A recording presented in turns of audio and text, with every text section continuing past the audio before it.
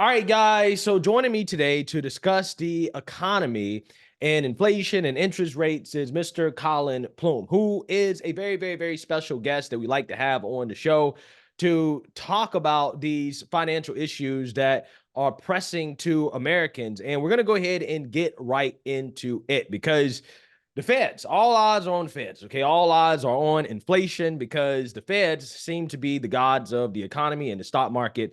And the Feds and their decisions regarding interest rates are coming down to inflation. Okay. And inflation expectations going into this year were 2.9%. However, inflation actually came in hotter than expected at 3.1%. Core inflation came in at 3.9%. Now, this is a big deal because with inflation being hotter than expected, the market was fairly confident that the Feds would cut interest rates by March, but now it seems that the chances of a Fed cut have decreased. You have some estimates saying that the Fed's odds of cutting interest rates in March is as low as 6.5% and as low as 29% in May. Now, one of the big issues that I see in the Fed report is the services inflation rate, which came in at 5.4%. Okay, it went up. Now, this is wage inflation, and the Feds have been fighting against this.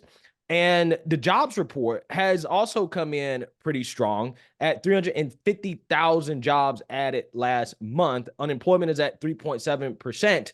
So for services inflation is not getting down to 2%, which is the goal of the Feds. And if the Feds want overall inflation to get down to 2%, then you would think that they would have to get services inflation down into that range. Now, if the Feds are serious about getting inflation down to 2%, then you would think that they would continue to increase rates. But with the election around the corner, I think it will be very hard for them to continue to increase rates or maybe even to hold rates constant where they're at right now.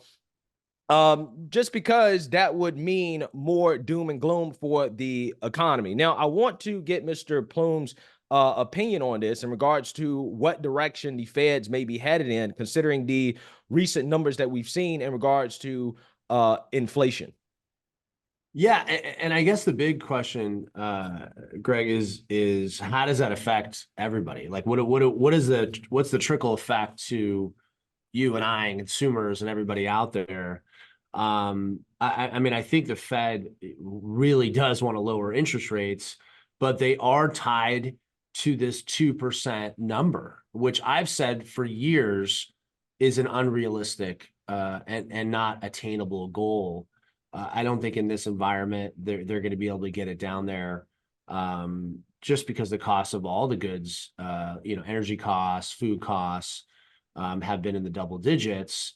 So yeah, I'm concerned if they don't lower interest rates this year, how many industries will be negatively affected by keeping. I mean, mortgage rates this morning were at like 7.3% on a home mortgage, which is almost 90% higher than it was a year and a half ago. So, and last year was one of the worst transaction volume years for residential homes than we've seen in almost 20 years. There's a lot of industries that are tied to that, real estate agents, banks, transactions. There's just so much money that needs to be moved around that is stagnant because interest rates are so much higher. So we're looking at inflation in the high twos, low threes. And if they don't see a pullback, then, rates will probably stay stagnant. And then the big question is this the new norm for us? Are we going to be, mortgages going to be in the 7%, which means, for business owners, you're borrowing anywhere from 9 to 15%, if you have to expand your business, anything to that level. Credit card debt is at an all-time, consumer credit card debt is at an all-time high. So there's a lot of industries that either are going to have to get used to this high rate or are praying for inflation to slow down so they can start to move things. And that would help, a lot of industries continue to grow. Yeah, I personally think that the Fed is going to probably end up cutting rates going into the presidential election to try to juice some things up. I think certainly the market thinks that. I mean, the S&P 500 is up 6% year to date. I mean, they seem to think that the Feds are most definitely going to cut rates, even though, again, it seems like inflation's not really pulling back as much as they had hoped. Now, I mean, we could put ourselves in a situation where if the Feds do cut rates too early, I mean, we could see inflation continue to go up and not come down. I mean, that's the situation that happened in the 70s where you had, the Fed stop raising interest rates too early and we paid for it. And that is a situation I think Jerome Powell is trying to avoid. However, at the same time, I think the political I guess kind of influence is also there as well too. So I don't know. To me, it's a very weird situation. And one of the side effects of the high inflation is that again, you have interest rates at an elevated level, which also means that the cost of debt has went up. And because of that, we've seen consumer debt at an all-time high. Now they're telling us that the inflation problem is done, right? This is what the Biden administration is saying. This is what Democrats are saying. They're telling us that the economy is great. However, outside of just, home loans and that type of debt, you have auto loans, student loans, credit card debt.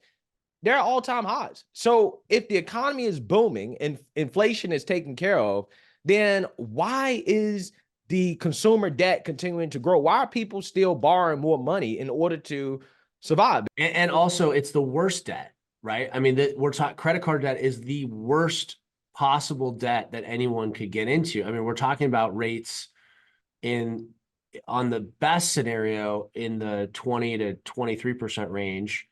In the worst scenario, you're probably in the high 20s, 30%, which, I mean, you can just imagine how hard it is to get out of that pile of debt for anybody that's in that situation. It's nearly impossible. Yeah. So I guess the big question is, if unemployment is so low, the economy is doing so well, why are people willing to take on debt in a credit card at 25% when they know that it's going to be hard for them to pay that back?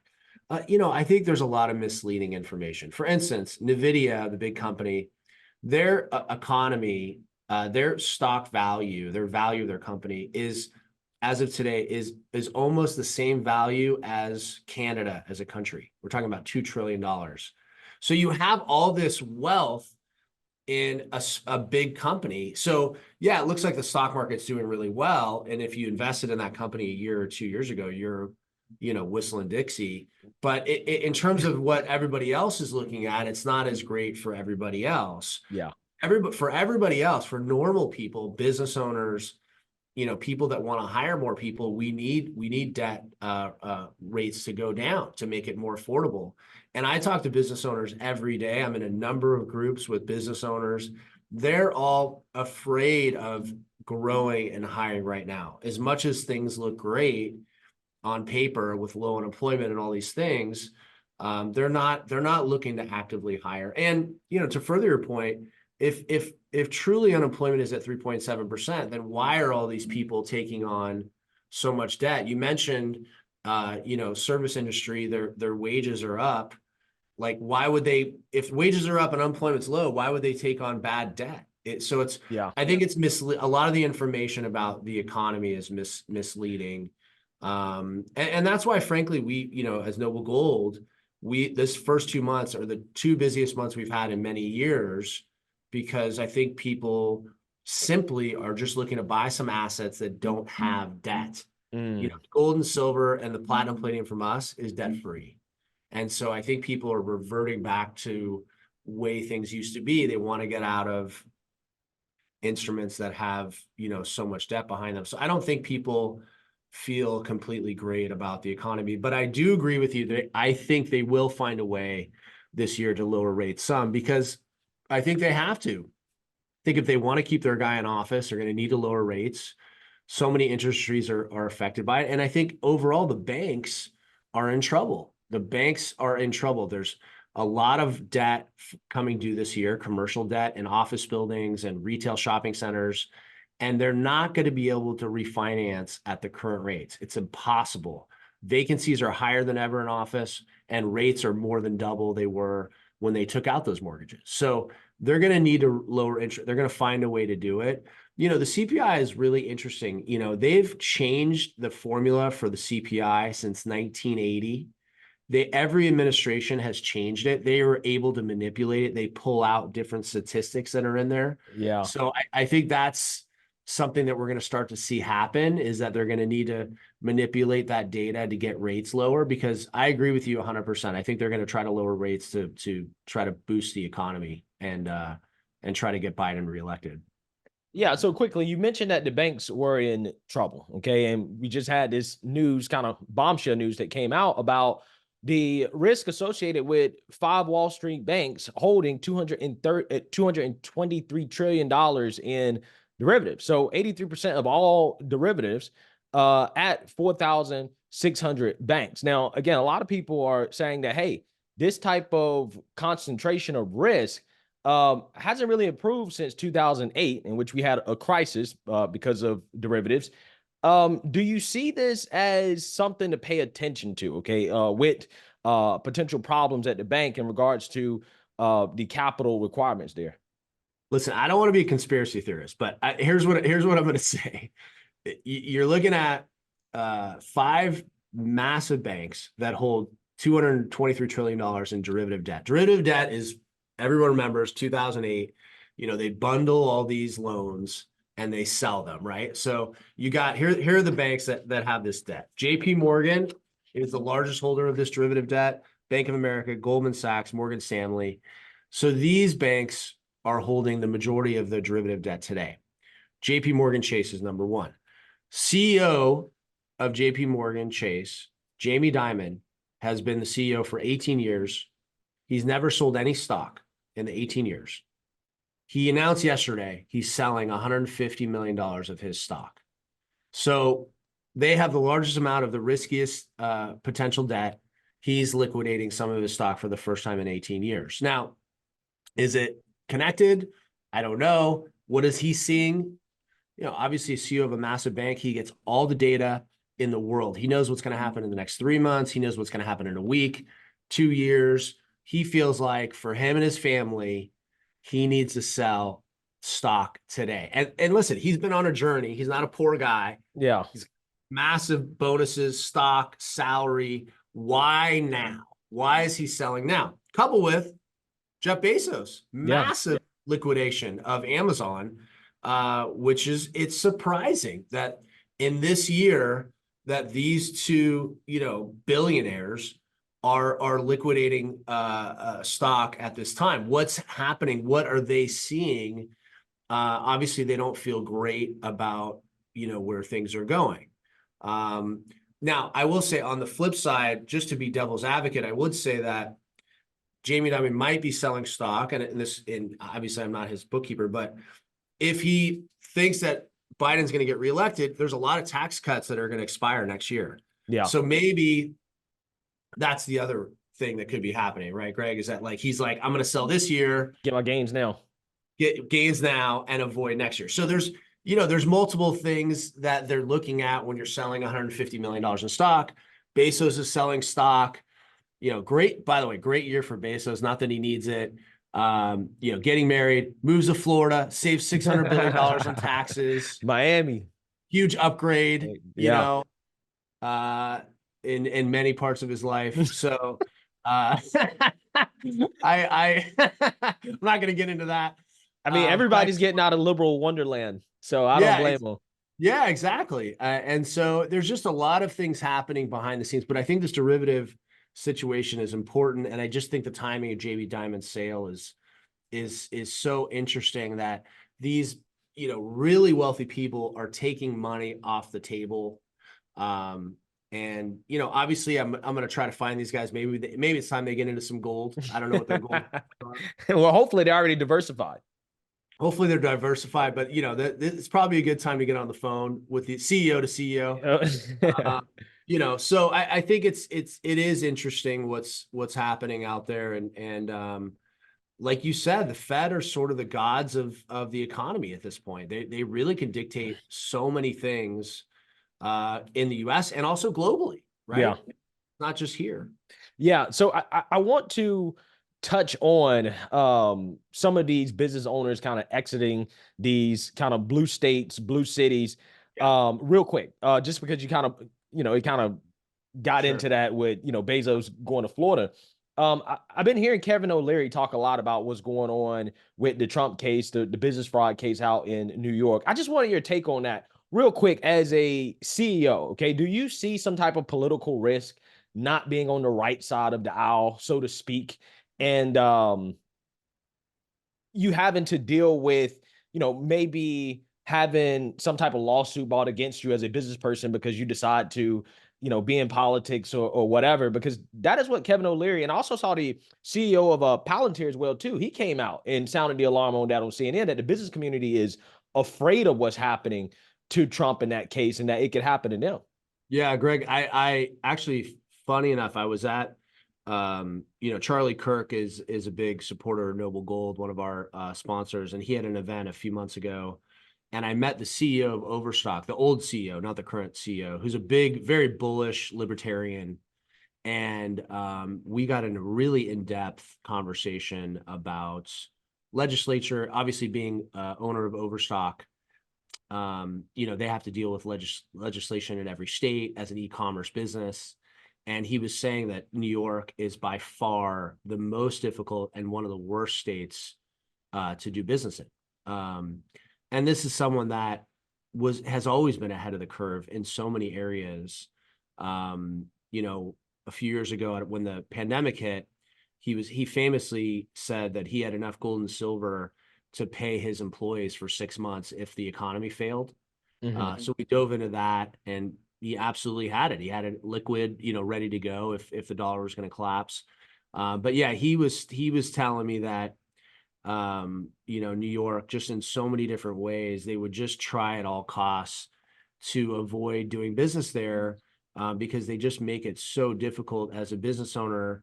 He was stating, like, in terms of returns, tax revenue, it's a very hard state to be successful as a business owner. And you see it. You see the flight to Florida, you see the flight to Texas, you see the flight to Nevada. I mean, all these people move to these states, especially with the change in digital business, the way it's run today.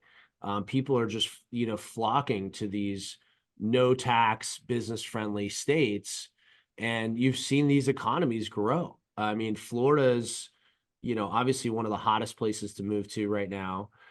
And it's not for any reason. I mean, obviously the people want to go there for the weather and different reasons, but ultimately people want to go to a state where they're appreciated as a business owner.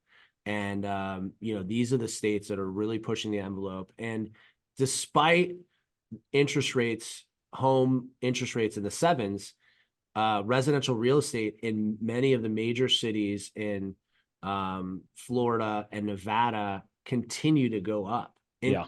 despite everything that's happening out there. Because as a business owner, would you rather pay more for your house and also be in a business friendly environment where you can grow and you have less taxes? You'll overpay for your house and get into a situation that you can run your business more efficiently and more smoothly. There's also tax credits in a lot of these places that you can get into. So I agree with Kevin O'Leary absolutely that case against Trump was an overreach, in essence, what he was saying. And I mean, I think President Trump obviously regrets having a majority of his business and a lot of his real estate there. And I would not be surprised if we see him over the next few years start to liquidate some assets and move into other locations, because it's just not a state that's friendly for business owners.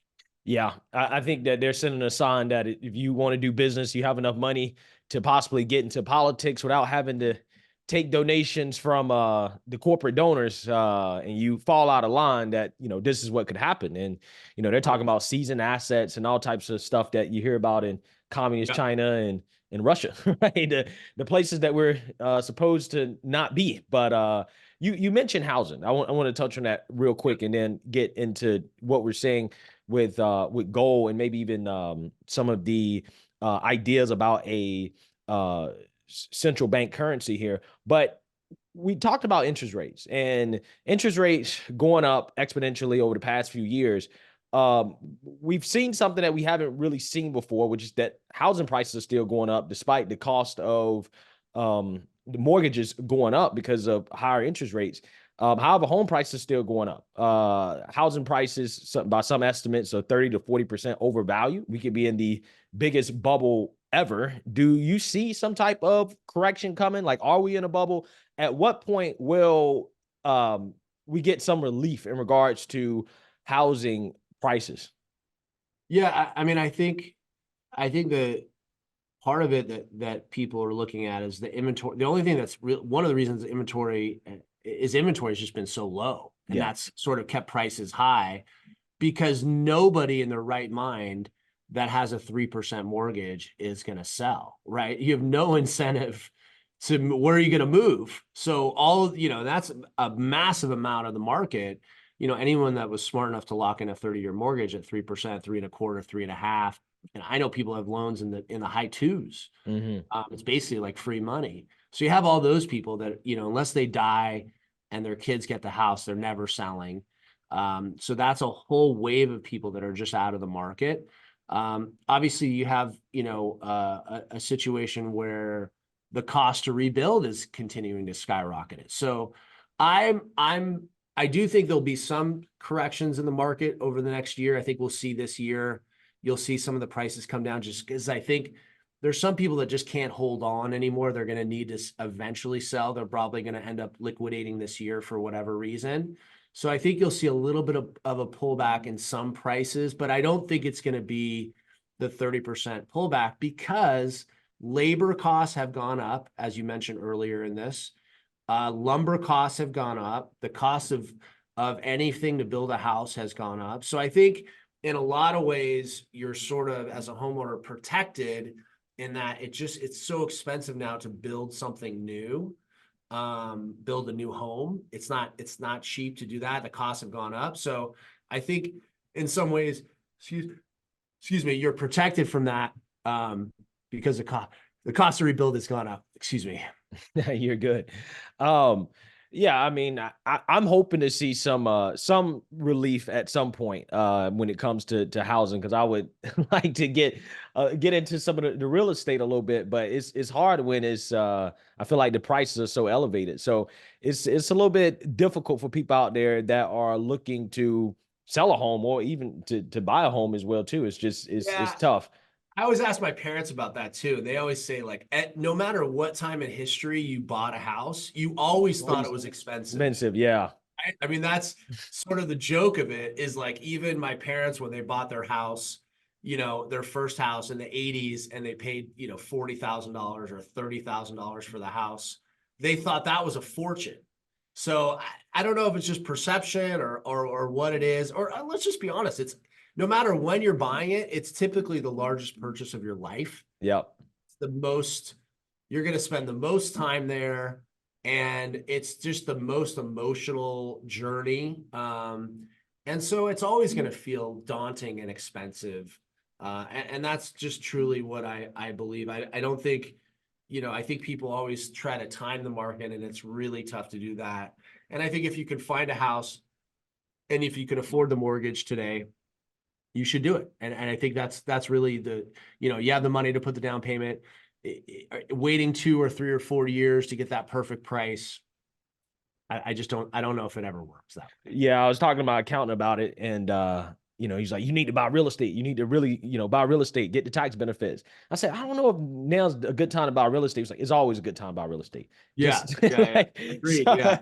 I yeah. agree. Yeah. For someone that owns a lot of real estate, I never think it's never really a bad time. Now, the downside is it's just a lot of work, right? Yeah. It's not for everybody. Some other things are just more passive. Gold, silver, platinum, it's liquidity is easy. You don't have to do any work. You put it in the safe, you put it in your IRA. I mean, there's some people that just don't want to do the work of real estate because the only way to get the real value out of it is you're doing a lot of the work on your own. You really got to be hands-on, whether you're managing the manager or you're doing the work yourself. So it's just not for everybody to do that. So I think you have to be cognizant of the amount of work that you're doing. And if you're someone that's in a career that's already making good money, it's hard to take away from that. It's probably better for you to focus on your career and just continue to make more and find assets that make sense. Yeah. So then, what's going to happen this year? What's going to happen? Interest rates, inflation. Goldman Sachs thinks gold's going to go up 6%. I think there's just a lot of things to look at right now. The gold and silver market, we've been, and it's been so interesting this year. People that talked to us 5 years ago are coming back. Yeah. And these are people that were looking at gold at, 15, 1600 that just really believe like now is the time to get it because, timing the market is tough. And also inflation's just here to stay. And if inflation is here to stay, then gold and silver and platinum and palladium are also going to be affected price-wise with inflation too, right? And so, yeah, gold hit 2000, it's hovering around there. And I remember when it broke 1,000 in 2008, 2009, and everybody thought it was just a blip and it wasn't going to do it. But, broke through 1,000, continued to hold, and now 2,000 is the new floor. But I also looking at the market, like if you look at gold, silver, platinum, palladium, I mean, silver right now, just languishing in the $22, $23 range. It's just unbelievable, the price. The demand is high. All the EV stuff we're doing, they need silver. They're expecting a pretty big silver shortage this year in terms of mining. So silver is really hot right now for us. We're selling a ton of it. A lot of just, silver bars, big bars. Yeah. People that want to get a lot of value. So silver's a really desirable asset for us right now. Yeah, no, gold and silver's had a good past year. I think gold has been up over 12% over the past year, silver about 9 to 10%. So, I mean, that's about what you can expect to be in those type of assets. And unlike real estate, it doesn't require much work in order to get the gains and the benefits from it. So yeah, I'm excited about gold and silver. I'm always excited about gold and silver. But one thing that people are concerned about is some of these alternative assets. We see what is happening with Bitcoin. I mean, it's on a run. It's almost at 60K now. So Bitcoin is on a run, but a lot of people have been talking about central bank digital currencies. Trump recently came out at a campaign rally and he said that he was against it. What is your take on central bank digital currencies and some of the kind of, I guess, hesitancy around it? A lot of people think that this is going to be used for government surveillance and is going to be used to create inflation and to do all types of kind of, mismanagement with the money supply, all types of stuff that, people just don't really trust the government when it comes to currencies. Yeah, I mean, it reminds me of what happened when we went off the gold standard initially in the early 30s. Basically, the government said, turn in all your gold and we'll pay you $21, give or take. And then they basically got a lot of people to turn in their gold coins, because gold was in circulation. And then within 1 year, they repurposed the price of gold from the low 20s to the low 30s. And so everybody that dumped their gold when the government told them to do it got a massive, 35% haircut in terms of value. And that wealth was transferred to the government. That's what I believe this CBDC is also. It's just a transfer to the government of wealth. So hearing Trump speak out against it obviously made me so happy because you never really know where a politician's going to go in terms of value. But I agree with everything you said. I think they want to have more activity. They want to see more of where people's purchases are going. You've seen it on PayPal and Zelle and all these places where they're tracking your transactions. Anything over $600 are really looking heavily at it. So Yeah. yeah, and for someone that's old school like me, I always have $100 or $200 in my wallet. I like cash. I like tipping in cash. Like Fannie Willis. Huh? Like Fannie Willis. Yeah, I just I like having a little cash on me. It just feels good to know you have a little wealth. I mean, the ultimate liquid wealth is gold, right? You can Yeah. take that anywhere in the world. But it does make me quite concerned. Everything is leaning towards a transfer of wealth with the CBDCs. I don't see how it benefits anybody. The only The only thing the government should be focused on right now in terms of currency is reducing our debt and getting our budget in control. That's what they should be focused on. Transferring us to a new currency does not benefit the Joe and Jane American in any way. Yeah, I think a lot of people are relieved that Trump came out against that, and I'm glad that Trump did that. So, with that being said, that's all we have for today. I want to thank my guest, Mr. Colin Plume, so much for being a friend of the show and coming on to talk about the economy and the financial markets and all the things that are important to the American people when, especially coming up in this election year. So, with that being said, if you guys want to check out Noble Gold, feel free to at noblegoinvestments.com. And I will go ahead and hand it off to Mr. Colin Plume for the last word for the audience. Anyone that wants to get any information on physical precious metals, what we do, we don't do any stocks or ETF or leverage accounts. If you want the real thing, give us a call. I'm releasing a new book in a few weeks about, it's called Silver is the New Oil. It talks about silver, all the uses that silver is replacing oil with, which I think is going to be really interesting. A lot of charts. So if you want to get in the funnel and start learning about that, contact us. But yeah, any questions you have, about the physical market, this is our niche. This is what we do. And if you want to learn from the experts, give us a call, 877-646-5347, and make sure that you mention the Black Conservative Perspective show, that you heard us here. And talk about that. And we do have some promotions going on for IRAs, some free coins and different things that are available. So, Greg, as always, thank you. You're so knowledgeable on the economy, and it's fun to chop it up and talk about these things, and just looking forward to coming on the next show when I'm back. Awesome. Thank you so much. I appreciate it. All right, guys. So make sure you like, comment, and subscribe. Most importantly, share a Black Conservative Perspective. Peace.